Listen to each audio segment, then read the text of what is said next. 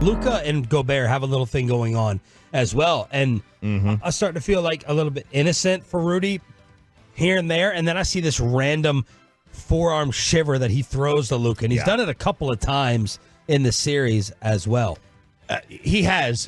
But look, I mean, this has been obviously that one shot that Luka had, but this series has been, as much as it's been about Kyrie and Luka, so much of it has been about what Minnesota hasn't done at times in the big spots, and that's the thing for this. Well, that's Brian Windhorst and Tim McMahon on their Hoop Collective podcast. Bobby went and got all the audio. Windhorst says, and this is a perfect PTI ESPN question, are the Mavs taking it, or is Minnesota giving it away? The guy who's looking pretty good right now is Stan Van Gundy, because during both games 1 and 2, he was saying that this is a historically great backcourt. In NBA history, he was just doubling down on that. And this has been a historic 3 games from Luka and Kyrie. And, there's a lot of things happening in this series, but you want to get right down to it. Luka and Kyrie are dominating Ant Edwards and Karl Towns. And that is why the Mavericks are ahead 3-0. That is what happened in this game. Fourth quarter, they were just great. They took turns. And, I know that there are some things that we're going to say about Karl Towns. I know that there are some things we're going to say about Ant Edwards. But that comes second. What comes first is how great Luka and Kyrie are playing right now. And Luka and Kyrie have outscored Edwards and Cat by 70 points in the conference finals. The rest of the Wolves have outscored the rest of the Mavs by 57 points, but the star disparity is too big. Yeah, and we talked about before the Clippers series how you would rank the players, right? Yeah. And when we eventually get to the NBA Finals, I'm sure we'll do the same thing. And, you might get, I think Luka and Kyrie you might get 8 Celtics in a row. Yeah. At one point, right? They're Minnesota's got a bunch of guys that are really, really, playing at a decently high level. Like Naz Reid is having a really nice playoff run. I don't think that when you saw him at LSU play, you thought he was going to be like this. But he's having a really nice. He's doing things that they wish Cat would do. Cat has been the big hole for them. And then Tim McMahon says that Luka and Kyrie, and he covers the Mavs day in and day out, they've just come totally, completely full circle this series. They are the kings of crunch time. And this is not like a sudden thing that's happened. It's funny. Their clutch failures were a big part of the reason that they fell totally out of the play-in or the playoff in the play-in picture into the lottery last year. There's a lot of factors, but that was number one on the list and was kind of epitomized by Kyrie's home debut here in Dallas when it came down to the last minute. There's a deflection. They're smothered by Anthony Edwards, and Jaden McDaniels pass the ball back and forth, ends up being a turnover. Well, that was a long, long time ago because this year the Mavericks were 23-9 in clutch games, had a clutch offensive rating of 127.1, the best in the NBA. They're just a few points under that during the playoffs, but this is 4 straight games that they trailed at some point in the final 5 minutes, and it doesn't matter because those dudes find ways to win. It's interesting. I was just looking this up, and yes, it is actually interesting, Sean. They scored so far in the fourth quarter of this series. Minnesota scored 65 points as a team, and Luka and Kyrie combined have scored 60. So basically anything you're getting from the guys in terms of your role players over the course of those 3 games is going to make the difference because Luka and Kyrie have made up that Timberwolves team in the fourth quarter of this entire series. Minnesota scored 22, 22, and 21 in the fourth quarter of these games. They're just not playing well. No. I mean, go look at the end of game 2, right? Luka doesn't even get a chance to take that shot if there's not that turnover. He'll get a shot up, but Minnesota could have been up 4. They could have been up 5. They were up 2. There's the turnover with 12 seconds to go. Like, that's just not knowing how to win.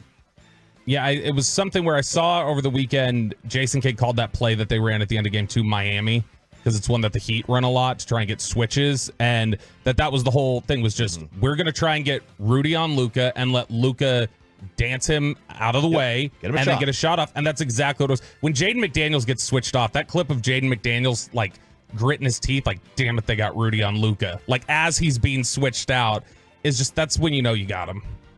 Choppy, while you were out, of course, everyone was doing their whole who is the next face of the NBA discussion. And Anthony Edwards was thrown up there, and I was like, a couple of off-the-court issues that everyone conveniently forgets about. And I don't even know what they are. I don't even remember them. Abortion and homophobia. I mean, these are hot button issues right now. Let's dive into the. Oh, you want to dive into it? As RJ texts us over the weekend, did you guys do the Jamel Hill, Caitlin Clark white privilege thing? And I'm like, no, we didn't. But I'll let. You know what? Talk about white privilege and homophobia. We save those topics for K&C to do. That's right. Tim McMahon says he was way, way, way too early with the crowning of Ant Edwards. I did declare that Ant was a better player than Jason Tatum. At this point, kind of to use an old line that Bill Parcells used to say quite frequently, put away the anointing oil. I might have been a bit premature on that one. Look, first time to this stage, obviously 22 and ascending, still has a lot to learn. I also think the fatigue factor has been significant. If you'll notice today, Conley was the primary defender for most of the game on Kyrie. That's because they were concerned about Ant being able to have any gas left in the tank. He still faded late in the game, but never played this deep into the playoffs. He is a guy who expends a lot of energy on both ends of the floor. But as far as like star power, I think the Mavericks have the two best players in this series. Not just the best, probably the two best at this point. And that's the one thing I never could have seen coming, the Anthony Edwards fatigue factor. Even though they went 7 against Denver, it's like he's 22. 22. And he's going here to conference finals, amped up, all that stuff. That's a factor I never saw coming. I wouldn't have either. I would have thought that then again, this is the deepest he's played. And the new rules in the league this year where you want to have a certain amount of games to be able to play 65 games to get certain postseason awards and future earnings. So guys, him playing deeper into a season every other night in the playoffs can be a grind. I didn't think of that going in. Brian Windhorst and Tim McMahon with the Hoop Collective, and Wendy blasts everyone's favorite punching bag right now, the Karl-Anthony Towns disappearing act. I'm not arguing that it was a brilliant performance. It was below his standard, but he had 26, 9, and 9. It wasn't like he laid an egg in this game. Karl Towns is a different story. Rough. You could basically make the case that tonight was the biggest game of Karl's career to this point. The Wolves' big problem, usually is their offense. Can they score enough? And they just need Towns to just do what he does, which is, puts up some points. And 5 of 18, 0 of 8 from three-point range. It's the worst three-point shooting game, or equals the worst three-point shooting game of his career. Chris Finch, after the game, made it clear how frustrating it is. I think he said it was kind of tough to watch him out there. I think that's what he said, which maybe you shouldn't say, but was also true. And their role players are delivering. They just needed an average game from Karl Towns tonight, and they probably win. And he couldn't give them an average game, and he's going to have to wear that. That's just the truth. Boy, and that's probably not true just about game 3 either. If Karl-Anthony Towns gives them an average game in games 1, 2, or 3, they probably beat Dallas. I mean, these teams have been even. I mean, they've been. This has been a great series. People get on me like, "Ha Wolves in 7." I'm like, first, I'm happy to be wrong, but secondly, close. The Mavericks have made history as the team to win all 3 games while trailing in the final 5 minutes. If you saw that happening, if you forecasted that, I don't feel stupid over the pick. I'm glad to be wrong. I don't know. There's been a closer 3-0 series lead. Indiana Boston, right? Yeah, but I mean, even Boston handled them in game 2. Even game 2, they were generally in control, but this is just Dallas it's. You hate to oversimplify it, right? Because we're sitting here for 4.5 hours, and it really just boils down. He's only 4. That's right. It just boils down to you got the 2 closers. Yeah, and yesterday, while I was on with Carrington Harrison, CBS. Wow. Choppy was on with who? Philadelphia. Jody Mack. I was on with Jody Mack and somebody else. How did you recap all the playoffs when you said apparently according to the guys you weren't going to watch anything? I have no. I didn't.